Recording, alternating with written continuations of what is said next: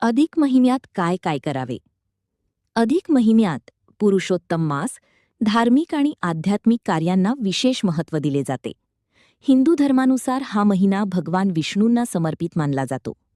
या महिन्यात केलेले पुण्यकर्म अनेक पटींनी फळ देते असे मानले जाते.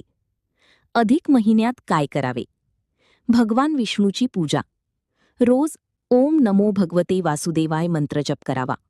विष्णू सहस्रनाम, भगवद्गीता किंवा पुरुषोत्तम महात्म्य वाचावे. उपवास आणि नियम. एकादशी उपवास करावा. सात्विक आहार घ्यावा आणि वाईट सवयी टाळाव्यात. दानधर्म. अन्नदान, वस्त्रदान, तांदूळ, तूप, फळे किंवा गरजू लोकांना मदत करावी. गायींना चारा देणे, पक्ष्यांना दाणे टाकणे शुभ मानले जाते. पवित्र स्नान. सकाळी लवकर स्नान करून देवपूजा करावी. शक्य असल्यास नदी किंवा तीर्थक्षेत्री स्नान करावे. जप आणि भजन. रामनाम, विष्णुनाम किंवा हरिनाम जप करावा. भजन, कीर्तन ऐकणे किंवा करणे लाभदायक मानले जाते. पापकर्म टाळा. खोटे बोलणे, वादविवाद, राग, अपमान, मांसाहार आणि मद्यपान टाळावे. वाचन आणि सत्संग.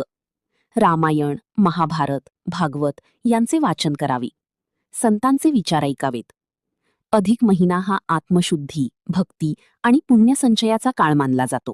श्रद्धेने केलेली छोटी सेवा देखील मोठे फळ देते असे मानले जाते.